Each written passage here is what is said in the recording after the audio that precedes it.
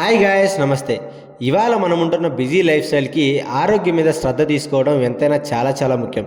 అయితే ఈ మధ్య కాలంలో జనాలలో అధికంగా వినిపిస్తున్న ప్రధాన సమస్య ఫ్యాటీ లివర్. ఫ్యాటీ లివర్కు సరైన ఆహారం, శారీరక శ్రమ మాత్రమే సరైన పరిష్కారం అని నిపుణులు చెప్తున్నారు. Metabolic dysfunction associated fatty liver disease liver గురించి ఆ సంస్థ కొన్ని గైడ్ లైన్స్ విడుదల చేసింది. వారానికి 2.5 నుండి 4 గంటల పాటు సైక్లింగ్, వాకింగ్, జాగింగ్ వంటి ఏరోబిక్ వ్యాయామాలు చేస్తే లివర్కు పట్టిన కొవ్వు 30% తగ్గే అవకాశం ఉంది.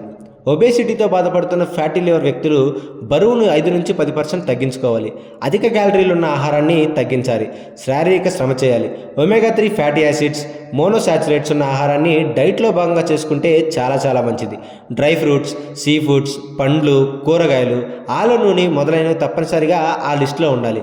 ఎంఏఎఫ్ఎల్డితో బాధపడేవారు ఉపవాసం, కొన్ని గంటల పాటు ఆహారం తీసుకోకపోవడం వంటివి పాటిస్తే మంచిదే, కానీ అవి నిజంగా ఉపయోగపడుతున్నాయా అనడానికి ఆధారాలు లేవు.